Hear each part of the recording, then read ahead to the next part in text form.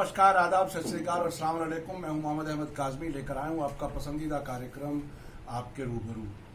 आजकल देश भर में जो चर्चा है वो 5 अगस्त की है, जब प्रधानमंत्री नरेंद्र मोदी अयोध्या में राम मंदिर की भूमि पूजन के लिए पहुंचेंगे। ये बहुत ही अहम वाकया है देश के लिए। विदेशों में हर जगह इस पर चर्चा हो रही है और जिस तरह से सुप्रीम कोर्ट का फैसला आया है वो सब आपके सामने है। इस पूरे वाकयात में जो जो बाबरी मस्जिद, राम मंदिर, जो एक तरह से संघर्ष चला और कानूनी चाराजोई हुई, उससे पहले बहुत से वाकयात हुए। इस सब में एक बहुत ही अहम इंसान जिसने सब कुछ बहुत नजदीक से देखा है, नरसिम्हा राव जी के ज़माने में, जब 1992 में ये विवादित ढांचा या बाबरी मस्जिद जिसे कहा जाए उसको ढहाया गया था।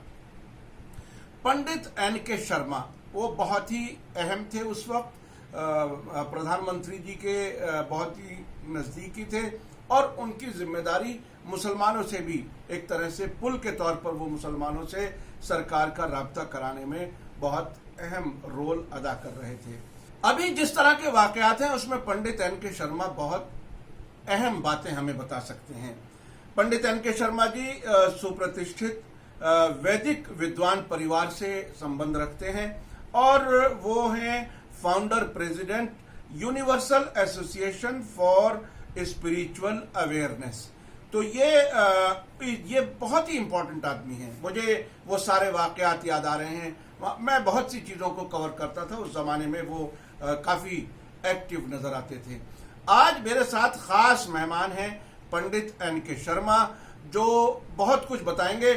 पंडित एन.के. शर्मा साहब, आपका वेलकम है मीडिया स्टार वर्ल्ड में। आप ये बताइए कि ये 5 अगस्त में जो भूमि पूजन है वो कितना अहम है और इस वक्त क्या अहमियत है इसकी, आखिर आप इसको किस तरह से देख रहे हैं, पंडित एन.के. शर्मा साहब? तो मेरा कहना यह है काज़मी साहब कि हमारे देश में, भारत भूमि में, जो पहले आर्यवर्त के तौर पे भी जाना जाता था, उसके अंदर हमारे जो धर्मावलंबी लोग हैं, सनातन धर्मावलंबी लोग, वो उनकी वो मान्यता रखते हैं हमारे वैदिक परंपराओं की। हमारे वेद हैं, हमारे उपनिषद हैं, हमारे धर्म ग्रंथ हैं, हमारे शास्त्र हैं और हमारे उपनिषद हैं। तो ये जो परंपराएं हैं जिसको वेद वांग्मय बोलते हैं, वेद वांग्मय, वेद वांग्मय की परंपराओं का अनुसरण करने वाला ही सनातन धर्मावलंबी है और वही हिंदू भी है। तो ये जो लोग हैं उनके जो सर्वोच्च धर्माध्यक्ष हैं वो हैं जगत गुरु शंकराचार्य जी महाराज। हम लोगों की मान्यता ये है कि वो आदि शंकराचार्य जी हमारे यहाँ भगवान शिव के अवतार माने गए हैं। उन्होंने 2500 वर्ष के पहले 4 पीठों की स्थापना करी थी सनातन धर्म को पुनर्जीवित करने के लिए। उन पीठों में से 2 पीठों पर अधिष्ठित हैं परम पूज्यपाद जगत गुरु शंकराचार्य जी महाराज, स्वामी स्वरूपानंद जी, जो कि द्वारका पीठाधिपति हैं और ज्योतिष पीठाधिपति हैं। ज्योतिष पीठ जो है जोशीमठ में है, द्वारका गुजरात में है। तो उनके जो अधिष्ठित हैं, जो कि सर्वोच्च धर्माध्यक्ष के तौर पर माने जाते हैं, उनकी तकरीबन 96 साल की उम्र हो गई है, परम विद्वान है और उन्होंने तपस्याएं की हैं। तो उनका कहना यह है कि ये जो समय निकाला गया है 5 अगस्त का, ये अशुभ है। वैसे भी सामान्यतः देखा जाए तो हमारा जो चातुर्मास्य होता है, जिसको चौमासा बोलते हैं, उससे पहले देवशयनी एकादशी आती है। देवशयनी एकादशी का अर्थ है कि हमारे देव सो जाते हैं। फिर देवोत्थनी एकादशी आती है, तो उसके बाद देव उठते हैं, यानी कि देव जागृत होते हैं। ये बीच की अवधि में कोई धार्मिक बड़ा अनुष्ठान करना उचित नहीं माना जाता है धार्मिक दृष्टि से। ये एक बहुत बड़ा पहलू है। और यदि कुछ ज्योतिष के जानकार जो विद्वान है, जैसे हमारे जो पूज्य पिताजी थे, वो ज्योतिषाचार्य भी थे, वेदाचार्य थे, व्याकरणाचार्य थे। चारों शंकराचार्य जी उनको बहुत मानते थे। इस दृष्टि से हमारे घर में उनका आना जाना रहता था लगातार, बहरहाल। तो हम लोगों की जो परंपराओं के अनुसार इस वक्त जो है धार्मिक कार्य इस तरीके का नहीं होना चाहिए। दूसरी एक और बड़ी बात है, बड़ा कोई भी अनुष्ठान होगा, कोई भी बड़ा अनुष्ठान होगा, जो व्यक्ति उसको करता है तो उसको सपत्नीक उसमें बैठना होता है। अब जैसे मर्यादा पुरुषोत्तम श्री राम, जिनको हम मर्यादा पुरुषोत्तम बोलते हैं, जब उन्होंने राष्ट्र यज्ञ किया था तो ऋषियों ने ये कहा था भाई आपकी धर्मपत्नी साथ में होनी चाहिए। धर्मपत्नी तो वनवास में थी, तो उन्होंने उसकी जगह पर स्वर्ण की उनकी वो बना करके प्रतिमा वो अपने साथ रखी थी। ये विधान है भाई। आप यदि सनातन धर्म को मानते हैं, हिंदुत्व को मानते हैं, जिसका आप दावा करते रहते हैं लगातार, तो हमारी परंपराओं को यदि कोई मानेगा नहीं तो फिर वो कैसा हिंदू हुआ, कैसा धर्मावलंबी हुआ। जैसे आप लोग हैं, आप यदि कुरान को नहीं मानेंगे, उनकी आयतों के अनुसार आचरण नहीं करेंगे, तो कोई क्रिश्चियन होगा वो बाइबल के अनुसार अपना जो है, जो गाइडिंग प्रिंसिपल है उनके, उनको नहीं मानेगा, तो वो उसके अंतर्गत नहीं होता। जैसे सिखों के अंदर है, सिखों में तो बाकायदा उनको जो है जात से बाहर कर दिया जाता है, जो धर्म ग्रंथों का और हमारे जो उनका अवहेलना करता है। तो ये परंपराएं हैं भाई। और राम मंदिर का शिलान्यास तो 1989 में हो चुका। राजीव गांधी ने नवंबर 1989 में शिलान्यास किया था, तभी तो उन्होंने अपना वो प्रचार शुरू किया था चुनाव का। उससे पहले हुआ था ये। और उस वक्त के तत्कालीन जो थे मुरली मनोहर जोशी जी, उन्होंने एक बंदे को निश्चित किया था, ठीक है, उसके हाथों से वो रखवाई गई थी। वो भी हिंदू परिषद के मनुष्य थे, वे हिंदू परिषद को मानने वाले लोगों में से थे। तो ये जो मामला है, ये धार्मिक बात पे हमको तवज्जो देनी चाहिए। यदि आपको धार्मिक कार्य करना है और साथ में चूंकि मर्यादा पुरुषोत्तम श्री राम का भव्य मंदिर का शिलान्यास होना है, तो मर्यादाओं का अनुसरण करना और अधिक आवश्यक है। यदि जिनको आप मानते हैं उनकी मर्यादाओं के अनुसार, उनके आदर्शों को समाहित न करते हुए जीवन में चलेंगे, तो आप राम भक्त नहीं हो सकते। राम भक्त कौन है? जो भगवान राम के द्वारा दिए गए उपदेशों को अपने जीवन में उतारे, उन्होंने जो आदर्श स्थापित किए, जैसे वो सबसे बड़े प्रजावत्सल कहलाए, ऐसा भव्य राजा, इतना जो है प्रजा का ख्याल रखने वाला कोई राजा नहीं हुआ। इसीलिए राम राज्य की कल्पना हमारे देश में और विदेश में हर जगह की जाती है। राम राज का मतलब है भाई किसी किस्म की कोई ना विभेद हो, किसी किस्म का विभेद नहीं होना चाहिए एक दूसरे के प्रति। राम राज में किसी प्रकार का असंतोष नहीं होता। राम राज में सब लोग संपन्नता की ओर अग्रसर होते हैं। भगवान राम ने तो सबरी के बेर खाए थे भैया। भगवान राम के समय में महर्षि वाल्मीकि का उठ करके महर्षि वशिष्ठ ने बाकायदा उनका अभिवादन किया। महर्षि वाल्मीकि, आप समझ सकते हैं महर्षि वाल्मीकि कौन? तो राम के समकालीन हुए हैं महर्षि वाल्मीकि। और भगवान राम का जब राज्याभिषेक हुआ है, तो राज्याभिषेक के दौरान उन्होंने एक ही व्यक्ति को बुलाया था अपनी तरफ से, जिसका नाम था निषाद राज। ये देखिए, ये परंपराएं हैं उनकी, उनको आप मानेंगे नहीं और उनके आदर्शों पे चलेंगे नहीं। अब महामना गोस्वामी तुलसीदास ने कहा है, और मैं यहाँ क्योट करूंगा, क्षमा कीजिएगा थोड़ा सा लंबा हो गया, लेकिन बताना जरूरी है। रामचरितमानस जो है हमारा बहुत बड़ा ग्रंथ है, मान्य ग्रंथ है। कई अवसरों पर हम रामचरितमानस का अखंड पाठ रखते हैं। नवाहन पारायण भी होता है जब रामनवमी वगैरह आती है उससे पहले।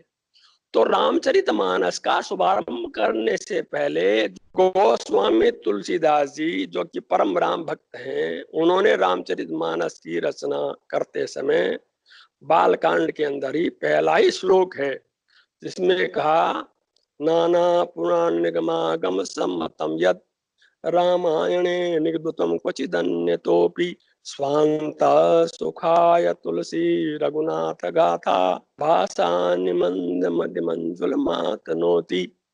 ये क्या कह रहा है?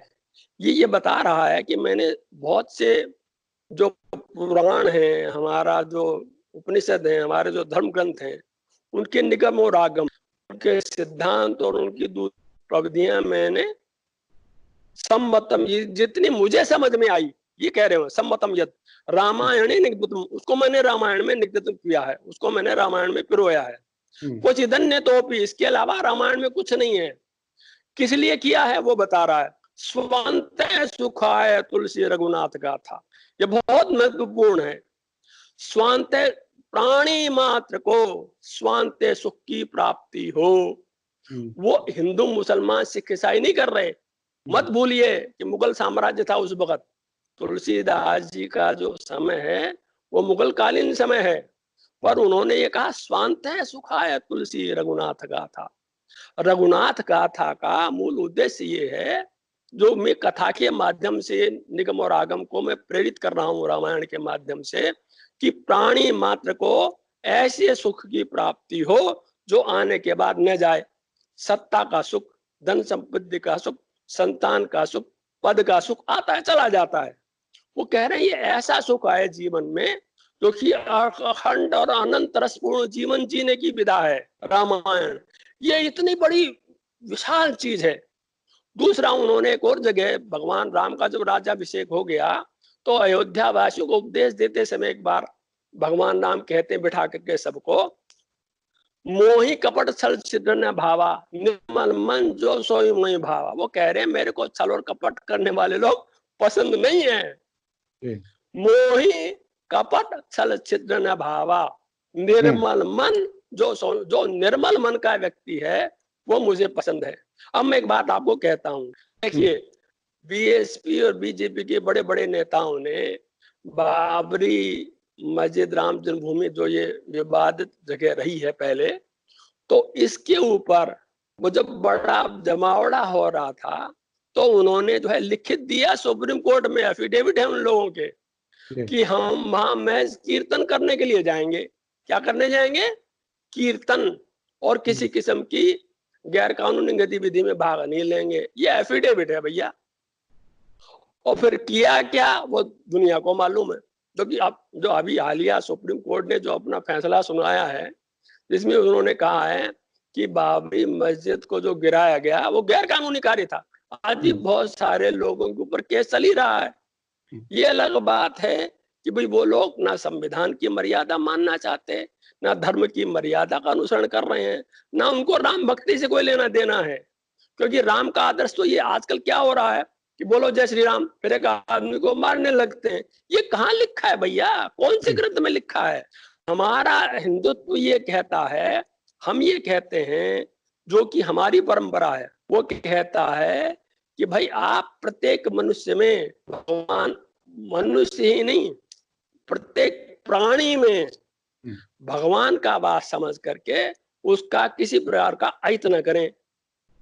ये धर्म है हमारा। अच्छा पंडित एडगर शर्मा जी, मैं अब तक जो आपने बातें की हैं बहुत ही अहम बातें की हैं, उसमें से दो तीन चीजें मैं याद दिलाते हुए सवाल करना चाहता हूं। एक तो आपने बताया कि ये जो टाइम है भूमि पूजन का वो अशुभ है धर्म के परंपराओं के हिसाब से।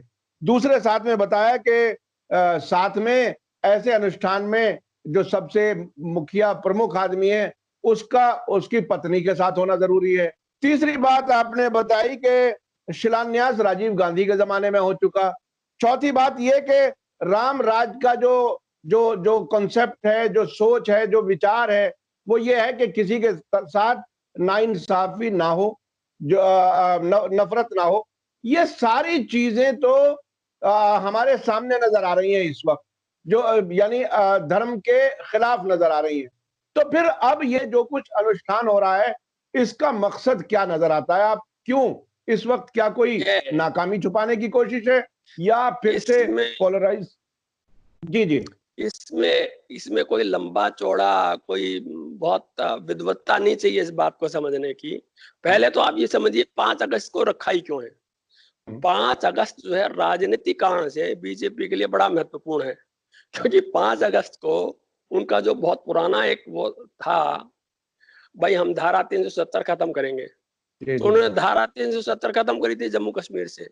ये एक अलग बात है कि बावजूद उनके ये बयान देने के दुनिया भर के पता नहीं कितनी बड़ी शांति आ गई। और प्रधानमंत्री जी ने ये भी कहा था कि हम 70,000 करोड़ का पैकेज देंगे जम्मू कश्मीर को, एकदम से सुख शांति की बहाली हो जाएगी और पता नहीं क्या क्या हो जाएगा। प्रगति का नया जो है वो क्या प्रगति हुई, कितनी शांति है, कहाँ आतंकवाद खत्म हो गया, वो आप अच्छे से जानते हैं। जी, लेकिन ये राजनीतिक जो है महत्व की तिथि इन लोगों के लिए है, इसका धार्मिक दृष्टि से कोई लेना देना नहीं है। जी। धार्मिक दृष्टि से देखेंगे तो देखो, हम इतने बड़े विद्वान नहीं अपने आप को मानते, पर जगत गुरु शंकराचार्य जी महाराज और ज्योतिष के जो बड़े विद्वान लोग हैं वो तो कह रहे हैं ना कि इस वक्त की जो 5 अगस्त की जो ग्रह गणित, जो आकाश में जो ग्रह बैठे हुए हैं, चंद्रमा की, सूर्य की, बृहस्पति की, राहु की जो अवस्थाएं हैं, वो किसी दृष्टि से भी और सबसे शुभ नहीं मानी जा सकती। और सबसे बड़ी बात यह कि देव शयन का अवसर है ये। देव शयन के आपको करना है, कोई बात नहीं, या तो आप पहले कर लेते, नहीं कर सकते थे मान लो इसकी वजह से जो ये लॉकडाउन हो गया, तो बाद में कर लीजिए ना। अब भाई फैसला तो हो चुका है, राम मंदिर तो बनना ही है, तो इसके अंदर क्यों आप अपना वो लाते हैं राजनीति, इसमें भी क्यों लाना चाह रहे हैं? हमको 5 अगस्त को ही करना है। भाई धार्मिक लोगों के ऊपर ये छोड़ दिया जाए, फिर राजनीतिक प्रपंच को क्या रखने की जरूरत है। और ये तो बात तयशुदा बात है कि जो कोविड के मामले पर माननीय प्रधानमंत्री जी ने 24 मार्च को कहा था कि हमने 18 दिन में महाभारत का युद्ध जीत लिया था और 21 दिन में हम कोविड पे विजय प्राप्त कर लेंगे। अब उस वक्त 400-500 के करीब केस थे, ज्यादा से ज्यादा 700 रहे होंगे। आज वो 13.5 लाख से ऊपर हो चुके। बीच में उन्होंने तालियां भी बजवाई, दीपक भी जलवा डाले, थाली भी लोगों ने पीट दी, संग भी बजा डाले। यहाँ लोग बाग जो है मर रहे हैं निरंतर। आप देखिए क्या स्थिति है बेंगलोर जैसे जगह पर, जो कि हमारा आईटी का सेंटर माना जाता है। अस्पतालों में जगह नहीं मिल रही। बॉम्बे में आप देखिए, गुजरात में देखिए, बिहार में लाशों का अंबार लगा हुआ है, अस्पतालों में पानी भरा पड़ा है। तो इन सब चीजों पर से पर्दा, क्योंकि हमारे जो लोग बाग हैं वो धर्मनिष्ठ लोग हैं, धर्म भीरू भी कह सकते हैं आप उनको।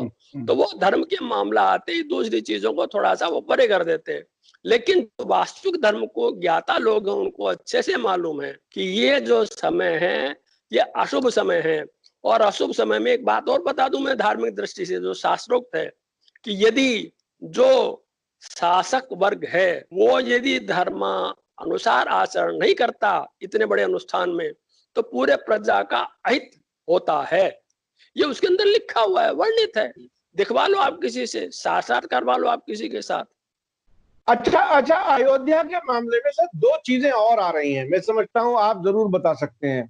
एक तो बौद्धों ने क्लेम किया है कि हमारे अवशेष वहां से निकल रहे हैं, यहाँ ये राम मंदिर गलत बन रहा है। दूसरा, एक नेपाल के prime minister KP Sharma Oli, उन्होंने कह दिया है कि अयोध्या ये है ही नहीं, जहां अयोध्या बताया जा रहा है वो तो नेपाल में है। इन चीजों को आप कैसे कहते हैं? क्या आपकी नजर में वही अयोध्या है जहां राम जी का जन्म हुआ था, या ये खुद अपने आप में ये कहीं कोई असल कहानी कुछ और ही है? देखिए, इस मामले पर हम कोई पुरातत्व के या इतिहास के इतने बड़े अपने आप को ज्ञाता नहीं मानते, पर हम आपको ये जरूर कह देना चाहते हैं कि जो परम पूज्यपाद जगद्गुरु शंकराचार्य जी महाराज है, स्वरूपानंद जी महाराज, द्वारका शारदा पीठाधिपति स्वामी स्वरूपानंद सरस्वती जी महाराज, वो सुप्रीम कोर्ट में पार्टी थे, आपकी सूचना के लिए मैं बता दूं। और एक बात मैं आपको और बता दूं कि भाई जो हमारे प्रधानमंत्री थे पीवी नरसिम्हा राव, जिसका आपने जिक्र किया, उनके साथ मुझे काम करने का अवसर मिला था। उन्होंने एक ट्रस्ट की स्थापना करी थी पहले ही, और उन्होंने एक रिजोल्यूशन भी वो लेके आए थे, एक अध्यादेश भी लाए थे 1994 में।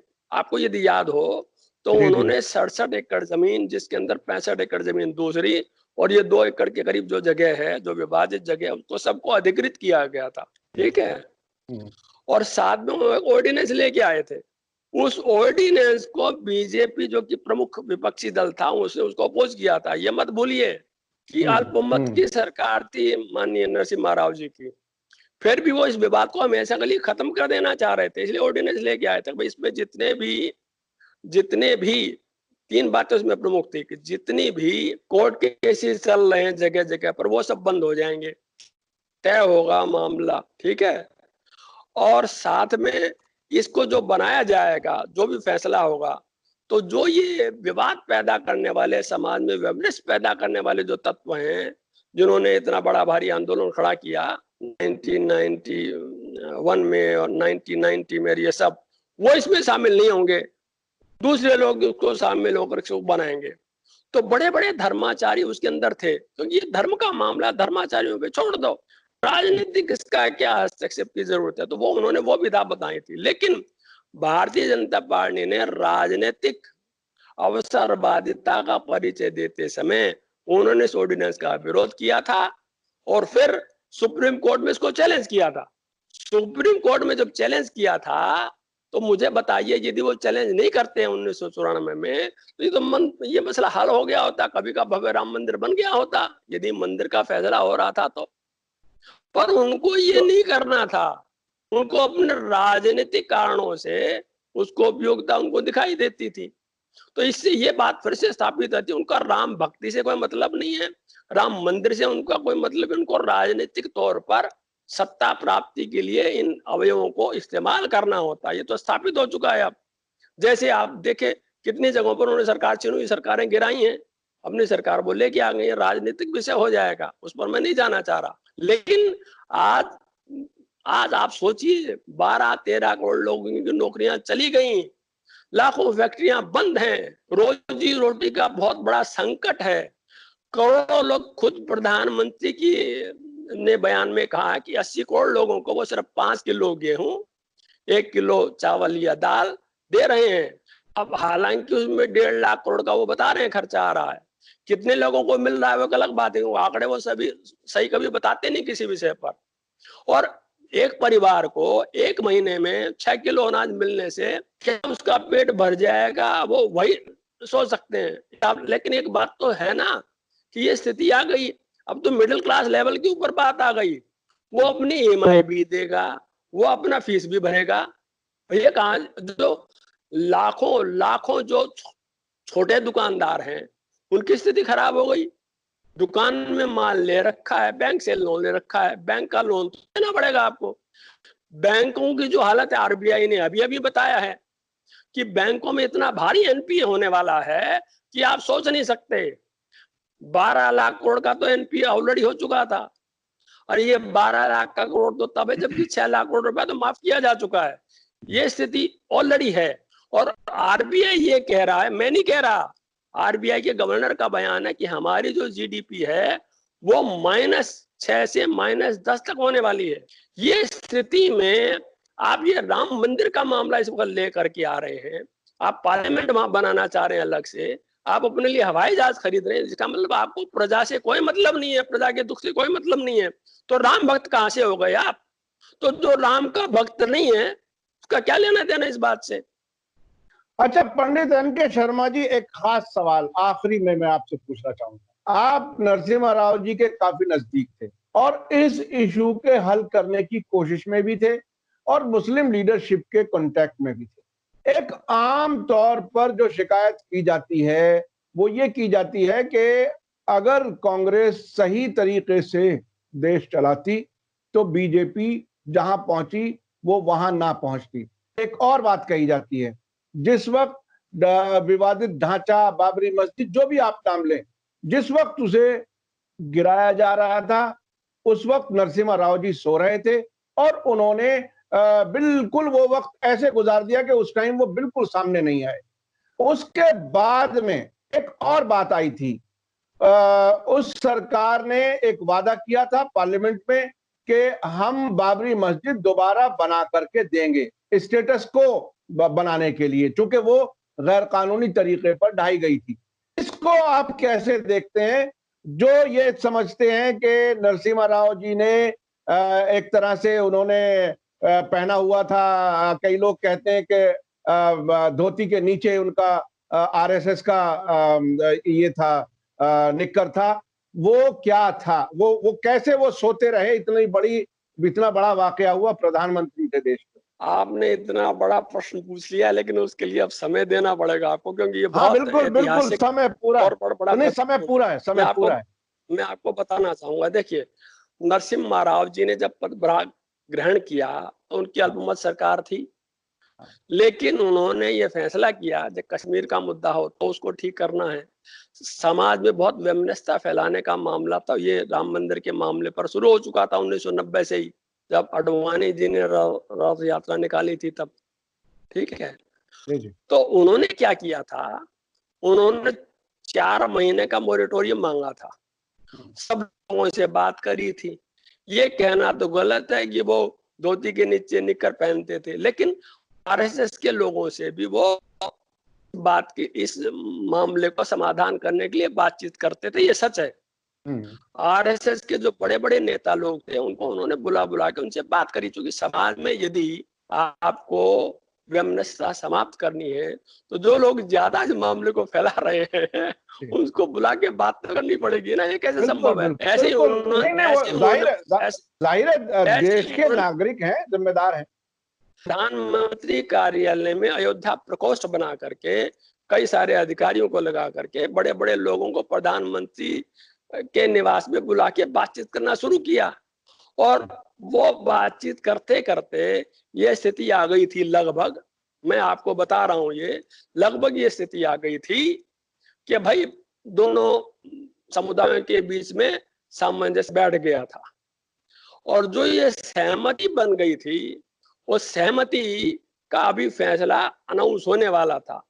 जब 27 नवंबर तक का मोरेटोरियम था तब मुरली मनोहर जोशी जी, क्योंकि ये बीजेपी का उस वक्त राजनीतिक आपसी मामला चलता था, अडवाणी भी उनके नेता थे, अडवाणी को कल्याण सिंह का वो माना जाता संरक्षक, और ये कलराज मिश्रा को चाहते थे मुरली मनोहर जोशी जी।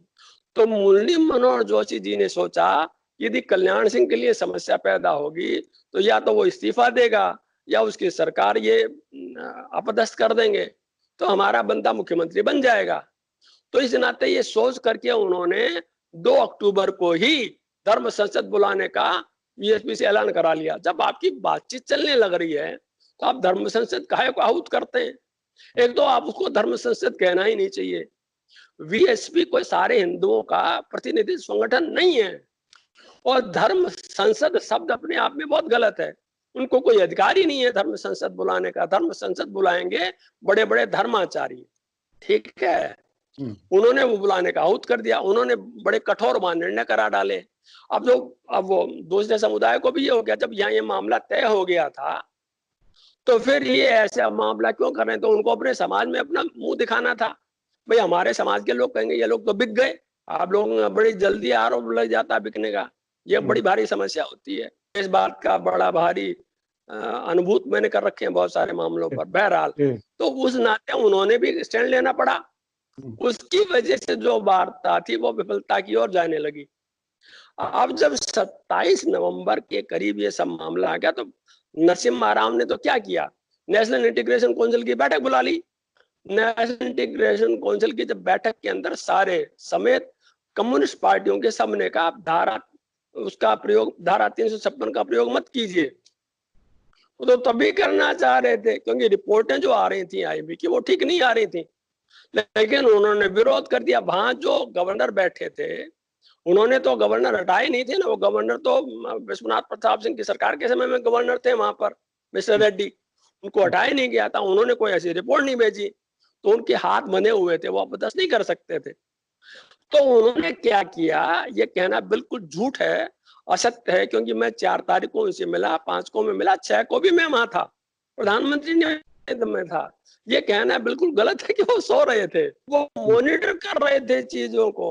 उन्होंने क्या किया था कि भाई जो हमारे यहाँ सेंट्रल स्टेट रिलेशनशिप का मामला, फेडरलिज्म है ना हमारे यहाँ, सरकार लैंड सरकार के हाथ में होता, कल्याण सिंह मुख्यमंत्री है वहां, और उन्होंने क्या किया कि भाई जो आर्मी है वो भेज दी वहां पर, तो आर्मी भेज सकते थे ना, अब आर्मी को डिप्लॉय करने का जो पावर है वो डिस्ट्रिक्ट मजिस्ट्रेट को होता है, जो कि राज्य सरकार के अधीन होता है।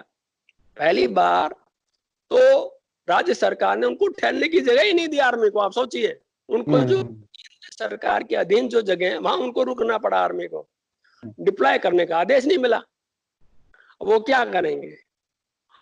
तो ऐसे में जब वो गुंबद गिरा दिए गए तो वो निरंतर इस मामले का देख रहे थे भाई इसको कैसे रोका जाए। तरह तरह की बातें आने लग रही थी, कैबिनेट सेक्रेटरी भी थे, होम सेक्रेटरी भी, दूसरे सब लोगों के साथ बातचीत निरंतर चलने लग रही थी, क्या किया जाए, कैसे किया जाए।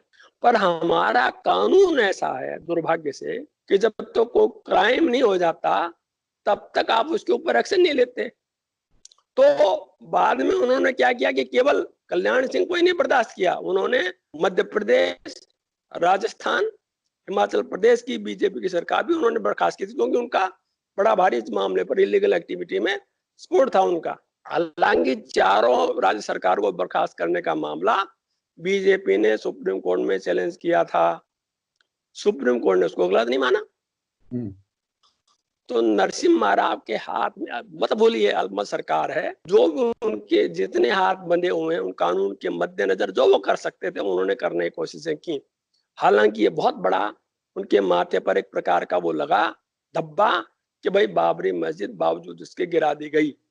और हमारे कांग्रेस में कुछ ऐसे गुट थे जो कि इस बात को फैलाया जो आपके मुंह से निकला है अभी, वो ये बातें फैला जैसे अर्जुन सिंह जी हैं, भाई वो खुद प्रधानमंत्री बनना चाह रहे थे, उनको तो तकलीफ थी, उनको बना क्यों दिया।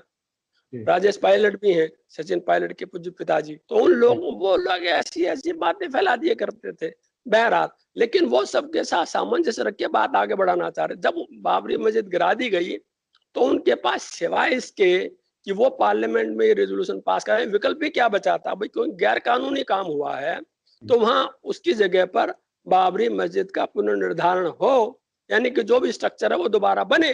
तो उन्होंने वो कहा। अब पार्लियामेंट वो अल्पमत की सरकार है, अब दूसरी सरकारों ने उसको नहीं फॉलो किया, नहीं माना, तो उसके अंदर नरसिम्हा राव तो उस वर्ग से धारे हुए बहुत साल हो गए उनको। आज उनकी 100वीं जन्म शताब्दी वर्ष चल रहा है। हालांकि कांग्रेस ने जिस तरीके से सही मान सम्मान देना तो दूर की बात है, उनको एकदम से छोड़ दिया और उनके साथ इस प्रकार का व्यवहार किया, वो अपनी जगह पर है। हालांकि उसका बीजेपी राजनीतिक तौर पर लाभ उठाने की कोशिश करती है, भूल जाती है अडवाणी के साथ उन्होंने क्या किया नरेंद्र मोदी जी ने। जी जी जी, बहुत बहुत शुक्रिया पंडित एन के शर्मा जी। नरसिम्हा राव जी ने जो आप एक बात में और बताना यहाँ स्मरण दिलाना, नरसिम्हा राव एक बहुत बड़ा जो है कानून बनवा दिया था, रिलीजियस प्लेसेस एक्ट। उसके अंदर ये प्रावधान है कि 1947 से पहले, क्योंकि ये तो मामला ऑलरेडी डिस्प्यूटेड था बाबरी मस्जिद राम जन्मभूमि वाला, तो जितने भी धर्मस्थल हैं हमारे वो वैसे ही रहेंगे जो 1947 की स्थिति में थे देश आजाद होने से पहले।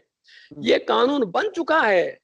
इसीलिए जो इनका बीएचपी का आरएसएस का जो प्लान चलता है वाराणसी को लेके, मथुरा को लेकर के, और जो कहते हैं 3000 हैं, ये हैं, वो हम पता नहीं क्या क्या ले लेंगे, उसमें वो कामयाब नहीं हो पा रहे। उसका कारण यही है कि नरसिम्हा राव ने इतना बड़ा कार्य किया। दूसरा, जो जगह अधिकृत कर ली उसकी वजह से परमहंस रामचंद्र परमहंस जो थे, रामजन्म न्यास के जो महंत थे, अध्यक्ष थे, उन्होंने एक बार आत्मदाह का भी फैसला कर लिया था अटल बिहारी वाजपेयी के समय में। आपको याद होगा कि वो कांचीकोटि पीठम के शंकराचार्य जी महाराज उसके अंदर बीच में पड़े थे मानव का निस्तारण करने के लिए। अब कांचीकोटि पीठम के लोग हों, चाहे वो श्री श्री रविशंकर हो, इन सब लोगों का एक ही धारा थी, भाई मुसलमानों को बलिदान कर देना चाहिए अपने बड़े भाई को खुश करने के लिए, इस जगह को छोड़ देना चाहिए। खैर उनको अपनी दृष्टि से उचित लगता होगा, एक अलग विषय है। लेकिन नरसिम्हा राव ने अपने कार्य के दौरान जो न्याय संगत जो बातें हो सकती थी, कानून की परिधि में रहते हुए हर कदम उन्होंने उठाया, उसके बावजूद ये काम हो गया, ये बहुत बड़ा सच है। जी जी जी, बहुत बहुत शुक्रिया पंडित एन के शर्मा साहब। आपने और जी आप कुछ खास बात कुछ और कहना चाह रहे हैं?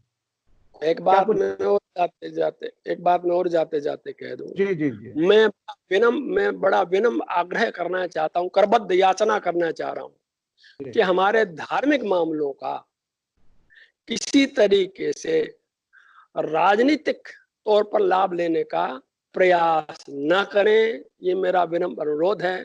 क्योंकि भगवान राम सबके लिए सम्माननीय रहे हैं।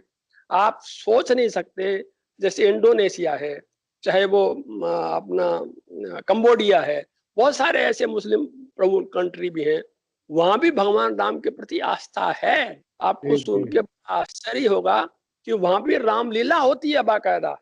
जी, अभी अभी आप देखिए, बांग्लादेश जो हमारा इतना बड़ा भारी हमारा मित्र देश है, बांग्लादेश बांग्लादेश के प्रधानमंत्री ने कहा है कि 5 अगस्त को जो कार्यक्रम करने जा रहे हो आप, उससे मेरे को बहुत दिक्कतें आएगी। आपको यदि हमारे आपसी संबंध ठीक रखने हैं तो आप ऐसे कार्यों में संलग्न ना हो। ये बांग्लादेश की प्रधानमंत्री कह रही हैं। नेपाल जो सो कॉल्ड जो हिंदू राष्ट्र, जो आपने भी जिक्र किया, आपने आपको हिंदू राष्ट्र कहता था, उसने तो ऐसी आंखें दिखाई हैं, हमारा हिस्सा ही हड़प लिया, हमारे लोग गोली चलाई। ये तो इनकी डिप्लोमेसी का हाल है। चाइना जो कर रहा है वो किसी से छुपा नहीं है, फिर भी ये जो कैप्टिव मीडिया है उसके माध्यम से चीजें दिखाते रहते हैं, उल बातें, न जाने क्या कर दिया, न जाने क्या हो गया। और ये जो गलत फहमी में पड़े हुए हैं कि अमेरिका हमारा साथ दे देगा, ये बड़ा भारी भ्रम है। क्योंकि अमेरिका के बारे में वहां के जो जॉय बाइडेन है, मैडम कमला हैरिस हैं, वो खुद कह रही हैं कि डोनाल्ड ट्रंप जो है एन मौके पर आकर के चाइना के साथ समझौता कर लेंगे। जी, जी, जी, जी। ये उनके बेशक लोग ये बहुत ही अहम मुद्दे हैं, लेकिन वक्त की कमी की वजह से हम और मुद्दों पर बात नहीं कर पा रहे हैं। फिर किसी मौके पर आपसे बात करेंगे। पंडित एन के शर्मा साहब ने बहुत ही अहम बातें कही। मैं अपने दर्शकों से कह रहा हूं कि ये बताया कि ये 5 अगस्त को अशुभ है, फिर भी प्रधानमंत्री जा रहे हैं। एक बात जो दूसरी कही, वो पत्नी उनके साथ नहीं रहती। धर्म कहता है कि पत्नी भी साथ होनी चाहिए। फिर राम राज में किसी को तकलीफ ना हो, किसी से नफरत ना हो, ये बात आपने कही। और इसके अलावा नरसिम्हा राव जी के दौर में क्या कुछ हुआ, जिस वक्त ये बाबरी मस्जिद या डिस्प्यूटेड ढांचा जो भी आप कहें, उसे जब गिराया गया, उसके हालात भी आपने बताए। बहुत बहुत शुक्रिया आपको, आपने वक्त दिया मीडिया स्टार वर्ल्ड के लिए और हमारे दर्शकों को बहुत सी बातें बताई, इसके लिए आपका बहुत बहुत शुक्रिया। इसी के साथ मुझे दीजिए इजाजत। धन्यवाद। जी, जी, खाली आधा मिनट और मैं लेता हूँ। जी, देहिक देविक भौतिक तापा, देहिक देविक भौतिक तापा, राम राज नहीं काहू व्यापा। राम राज में देहिक देविक भौतिक ये तीनों प्रकार के ताप नहीं होते। किसी की किस्म का सामाजिक वेमनेस फैलाने की इजाजत नहीं है। और भगवान राम का नाम लेकर के मैं करबद्ध याचना करता हूँ कि ये जो समाज में विद्वेष फैलाने की कोशिश हो रही है, पकड़ पकड़ के जो मारने का मामला किया जा रहा है, ये बहुत ही गलत है, दुर्भाग्यपूर्ण है, सनातन धर्म के बिल्कुल विपरीत है। यदि आप अपने आप को सनातन धर्मावलंबी मानते हैं, वास्तविक हिंदू मानते हैं, क्योंकि हिंदू तो कहता है ममई मानसो जीव लोके जीव भूत है सनातन है, जीवो ब्रह्मैव ना परा। उस सिद्धांत को अपनाइए, जीवन में लाइए, तब जाकर के आप विश्व गुरु बनेंगे। धन्यवाद आपका। बहुत बहुत बहुत शुक्रिया, बहुत बहुत शुक्रिया पंडित एन के शर्मा साहब। इसी के साथ मुझे दीजिए इजाजत। धन्यवाद, शुक्रिया। जय भारत, जय हिंद।